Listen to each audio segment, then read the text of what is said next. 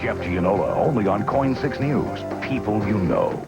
Software hardball, what the Microsoft finding means for the industry and for the everyday consumer. A tedious search that's yielding few clues to the crash of Egypt Air Flight 990. And with the Seattle gunman still on the loose, a new focus on predicting violence in the workplace. This is the CBS Evening News with Russ Mitchell. And good evening. There is word tonight computer giant Microsoft still reeling after yesterday's scathing findings by a federal judge calling the company a bullying monopoly may now be very willing to talk settlement. The 207-page ruling could lead to big trouble for Microsoft and impact almost everyone who uses a computer. We begin our coverage tonight with Cheryl Atkinson in Washington.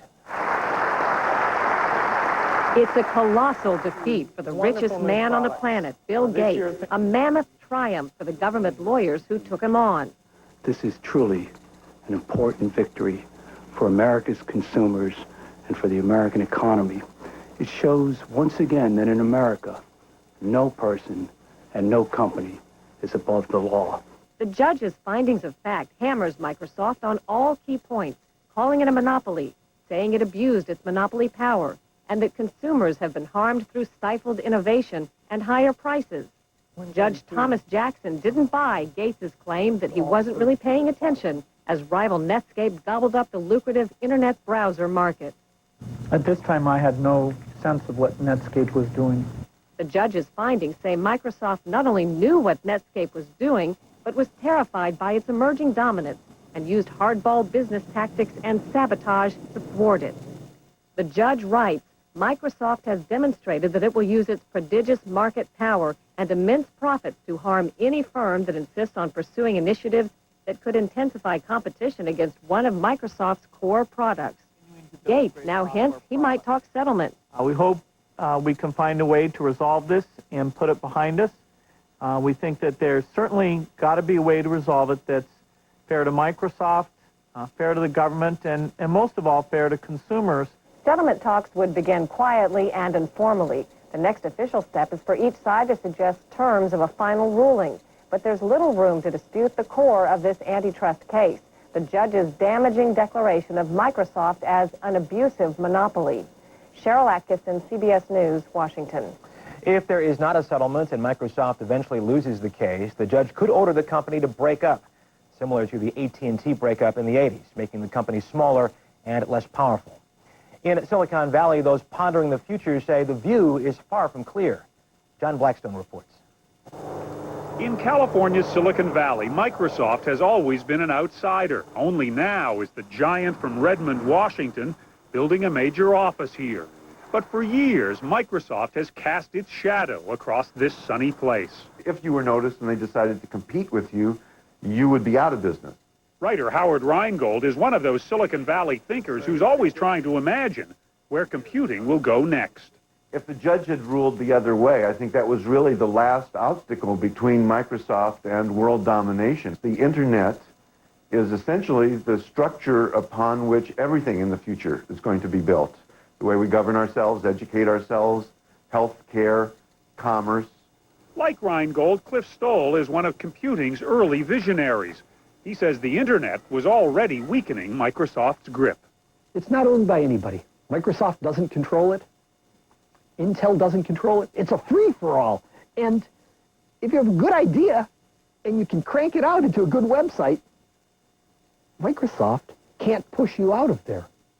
Still, with a less powerful Microsoft, he sees a more complicated future. You might see this decision as a sad day for computing. Sad in the sense that it bodes a time of confusion when there's no emperor, there's no king in control.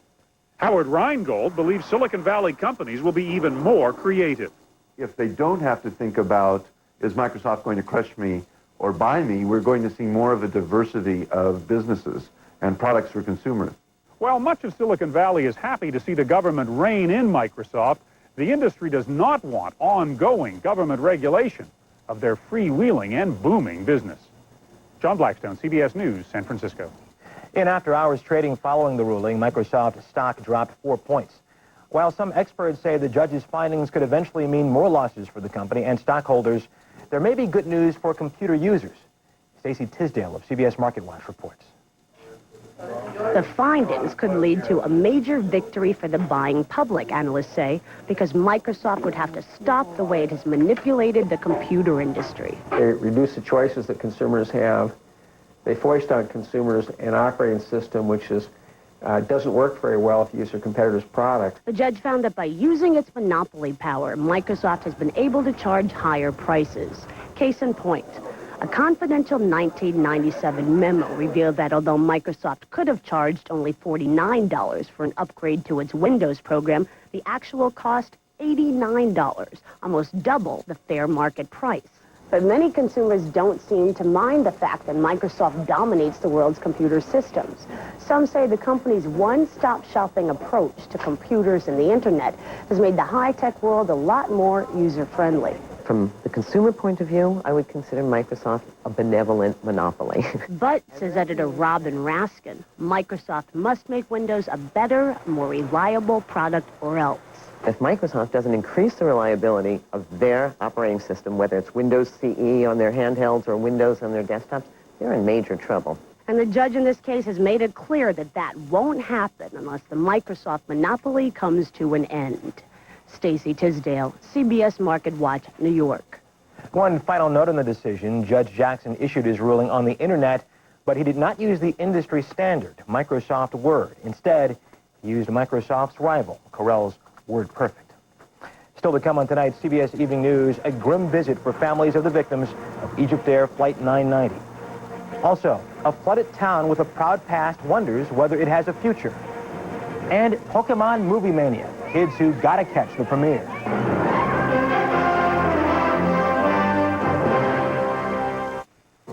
Imagine a vacuum cleaner that does everything for you.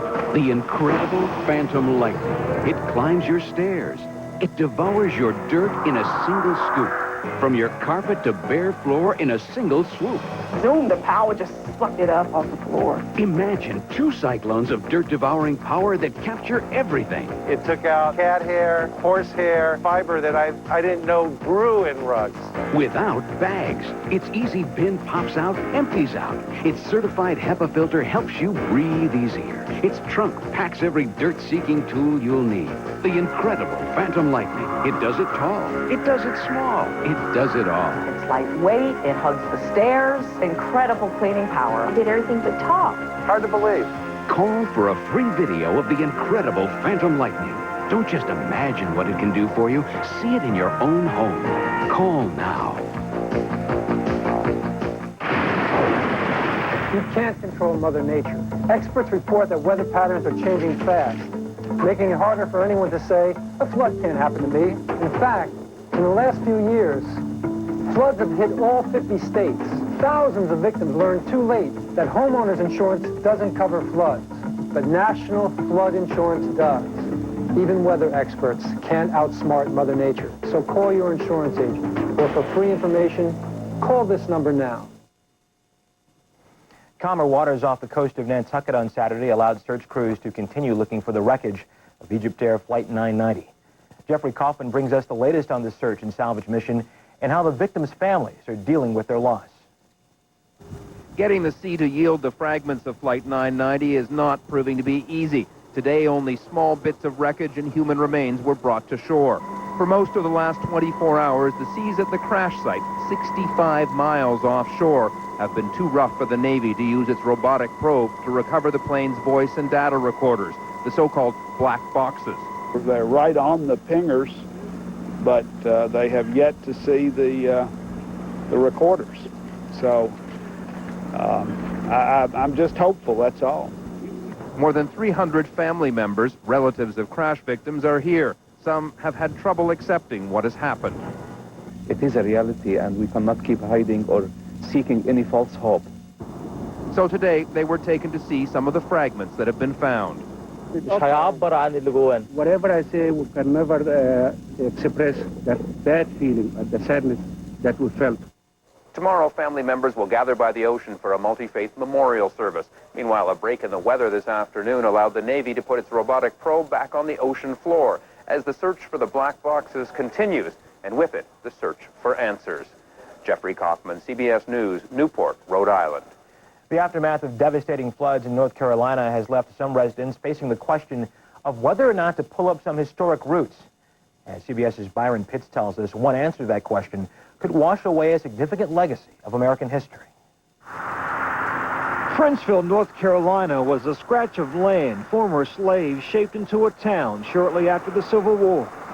But now, 2 months after floodwaters ripped it to shreds, many fear this historic landmark may be gone for good.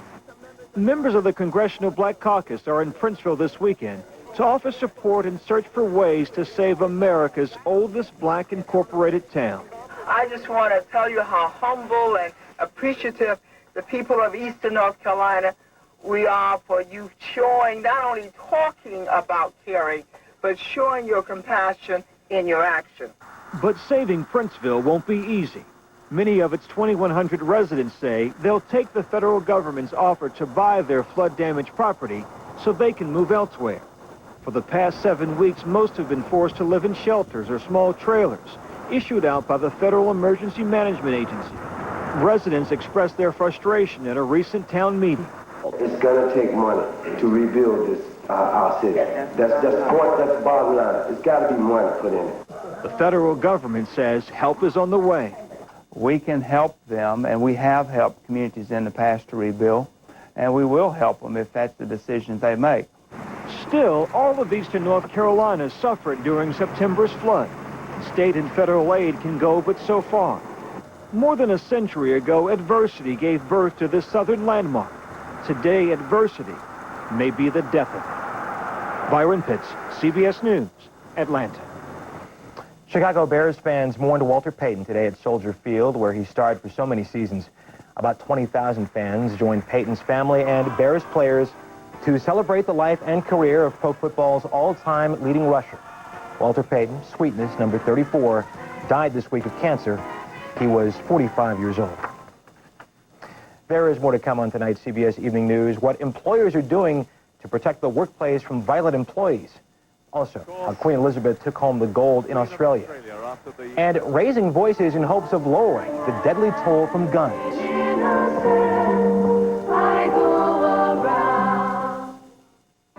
Raking up your yard can be hard work. Now Sears has created the one-step rake to make yard work easier. Hey, Jim, looks like you've got a lot of yard work to do here.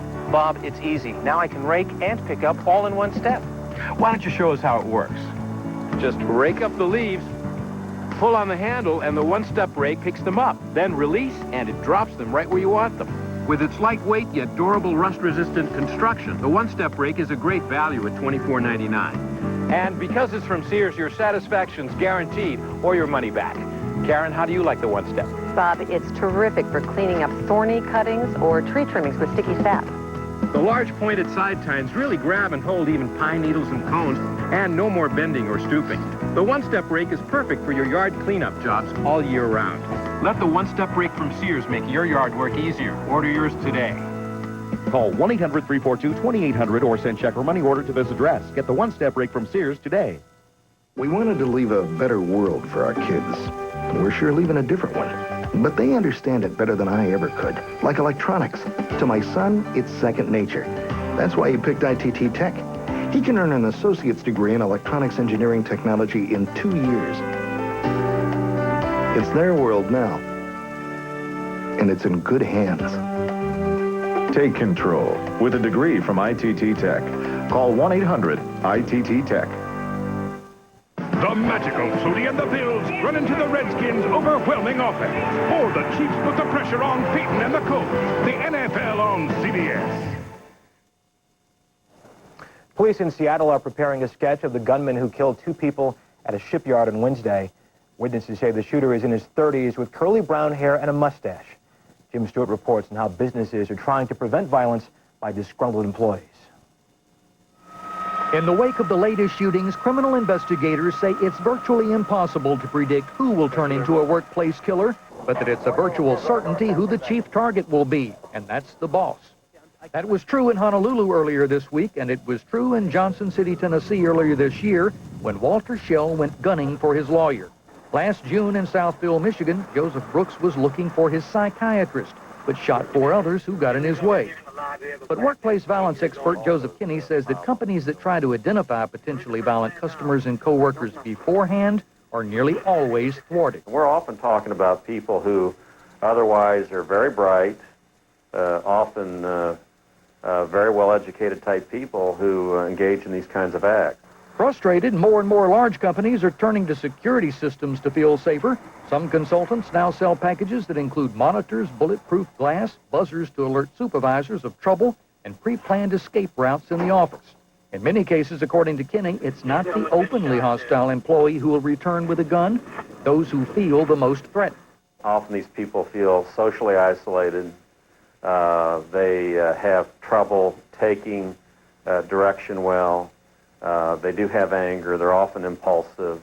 And they are entirely unpredictable, about as unpredictable as a fire, say experts, and the smart company takes precautions against both. Jim Stewart, CBS News, Washington. A gun buyback program began in Atlanta today. The city is offering $50 for each gun turned in, no questions asked. Mayor Bill Campbell's office says 520 guns, including some assault weapons, were turned in just a 4-hour period.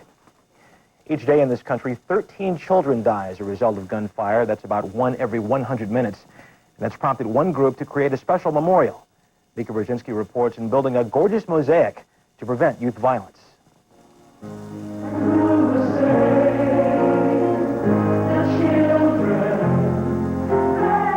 This powerful, soulful song pays tribute to lives lost too soon. Being a composer, I thought I would really like to write a requiem, and with that, that remembers, that honors the children. Carry on. The lyrics and this art mourn the children, kids caught up and killed in violent crime. Just like the AIDS quilt, those who knew a young victim are urged to paint their pain here. Composer Judith Fleischer is behind the mural and its music. I think it's important because it gives a significance, it gives a longevity, it gives respect and honor to the people who have died. 2 people have been killed and 2 others injured in a shooting tonight. Those 2 people were Keith Brown's friends. To work through his loss, he paints, hoping to inspire the next generation. The power that we have is ours, you know. And to put down the guns, throw a hug, not a punch. The creation of this mural is part of the healing. The final product will be a moving memorial. As it travels across the country, others will be invited to paint their own stories of violence to help this message of peace grow. Mika Brzezinski, CBS News, New York. Coming up next on the CBS Evening News, Lords a-leaping in London. For the latest medical news and information, visit our health website, cbshealthwatch.com.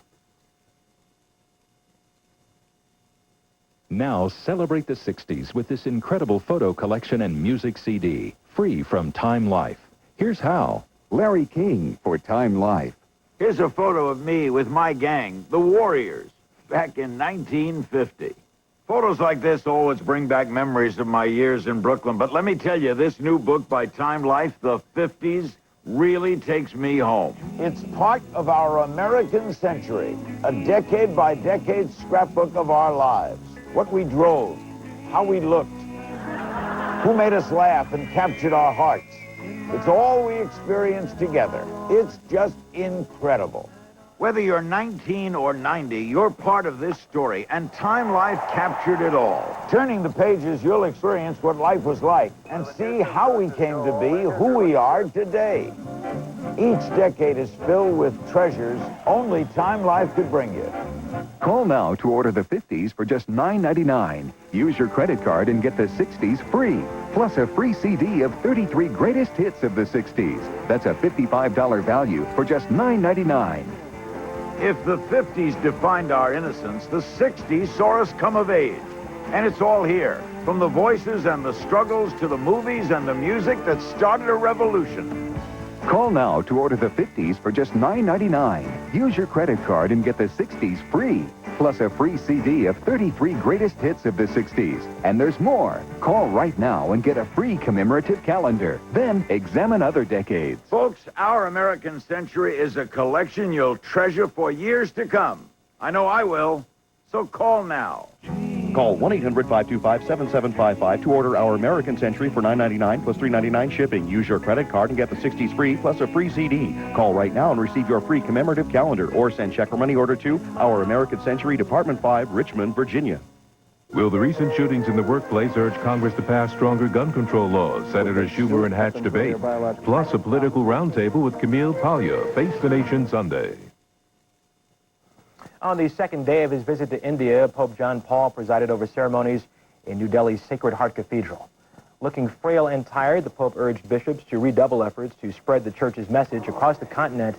This as militant Hindus charge that missionaries are forcibly converting the poor. Australians tonight are still toasting Long Live the Queen. They voted to retain Britain's monarch as Australia's head of state rather than become a republic. Tom Fenton in London tells us these are tumultuous times for ancient traditions. In a case of damning with faint praise, Australians have voted to keep Queen Elizabeth as their monarch. The Australian people have had their say and they have said no. No to dumping the Queen, but not necessarily because they want her. Polls showed most Australians would have voted against her if the Republic alternative being offered allowed them to vote directly for a president. So while Queen Elizabeth could comfortably present the Rugby World Cup to the victorious Australian team, she faces the same test in other countries like New Zealand and Canada. And right in the Queen's own backyard, modern times are knocking at the door of the House of Lords, a constitutional reform that forces out hundreds of hereditary peers, an 800-year-old institution almost as old as the monarchy itself. We don't have hereditary plumbers or hereditary engineers, so why have hereditary legislators? Precisely, says Prime Minister Tony Blair, whose government has forced the issue. But some of the lords did not go without a fight. And for those British offended by ermine and ceremony, the anniversary of Guy Fawkes' celebrated attempt to blow up the Parliament almost 400 years ago could not have been a more fitting day for the vote to be announced. I think that the whole thing was a great mistake and very badly organized. A small number gets to stay in what's called the best club in London until the next phase of reform. But just what that will be is still unclear. Tom Fenton, CBS News, London. Next up on the CBS Evening News, meet the youngest Lord of the Rings. Where folks are always joking and rules are... Problems recording your favorite TV show? Let the VCR Copilot take over. The easy, fast way to record your favorite shows. No confusing menus or complicated manuals. Just pick the channel you want to record. And with the Copilot, it's as easy as 1, 2, 3. 1, pick the day. 2, set the start time. 3, set the stop time. That's it. Records the exact time and day you choose. Anybody can do it. Never miss a show again. The VCR Copilot. Available at Big Kmart, Fred Meyer, Walgreens, and participating Ace Hardware. Thanks, Shirley. You know, Tony, I've been thinking about life insurance again. We pay more for this coffee than we would for extra coverage. She's right. You know, you can get good life insurance for 39 cents a day. Probably from someone I never heard of. Mutual of Omaha. United of Omaha, one of the Mutual of Omaha companies, has a plan where your payments never go up and your benefits never go down. Good company. But I bet you still have to take a physical. No. And before you ask, you won't be turned down and your coverage can't be canceled. How much? And don't talk to me in units. No units. With this, you know what you're getting. Up to $20,000 worth of coverage. What, do you work for him, Cheryl? Actually, we bought the plan before Harry passed away. My husband had this great gift for always listening to me. Smart guy, huh, Tony? Call 1-800-428-0400 for your free information. That's 1-800-428-0400. Call now, 1-800-428-0400. What sets some people apart? Gives them the confidence to succeed on their own terms. It's no secret, it's the Wall Street Journal. Now you can have that confidence delivered for 13 weeks at just $36.75, just 57 cents a day. That's a 25% savings off our regular rate, which makes now a great time to try this limited time offer. Call now, 800-603-1600. That's 800-603-1600 for the Wall Street Journal. Monday on Countdown to 2000. Is the world ready for Y2K? Wait till you see what Steve Kroft has uncovered. The bottom line is, you don't really know how this is going to turn out, do you? Absolutely not. Also next week, predicting heart attacks. Amazing new techniques that may help doctors pinpoint trouble. All on the CBS Evening News with Dan Rather. Hollywood Boulevard was jammed with some 1,500 frenzied Pokemon fans Saturday. It was the madness at the premiere of Pokemon, the first movie. People of all ages lined up outside Mann's Chinese Theater for a chance to see the full-length animated feature. The movie is expected to rake in big bucks from the parents of tiny tykes when it opens in 3,000 theaters next week. Finally, this evening, we introduce you to the traveling tour guide of one of the biggest spectacles on Earth. He is the voice of reason in the chaotic comic world of the circus, and his performance burns brighter than any spotlight that falls on it. John Roberts introduces us to the Ringmaster. Welcome to the world of the circus. Welcome to our universe of fun. Ladies and gentlemen. In the greatest show on earth, there's no place Jonathan Lee Iverson would rather be than right in the center of it all. Come along, it's time. At 22, he's the youngest ringmaster in the history of the Ringling Brothers and Barnum and Bailey Circus. And he turns each show into a performance worthy of Broadway. There's a pack of alpacas. Life under the big top is a circus unto itself. A little clowning around pumps everyone for the first performance. Tonight, I'll have the makeup.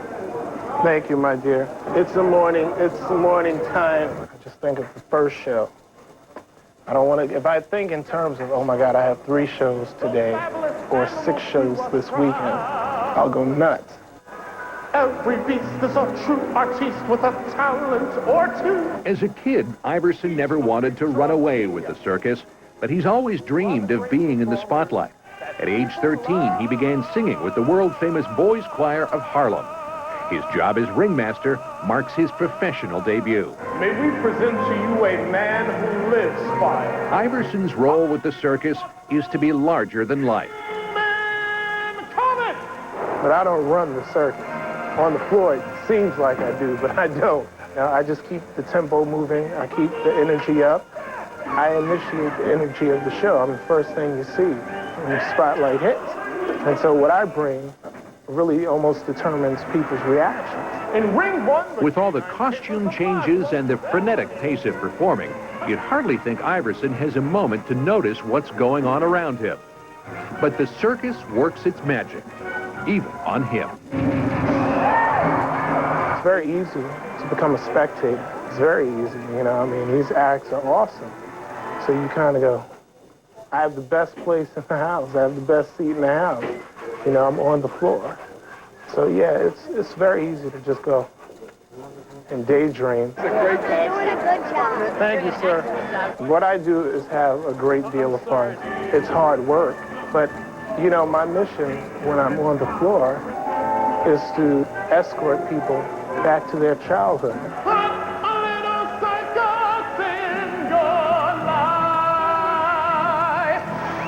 John Roberts, CBS News, New York.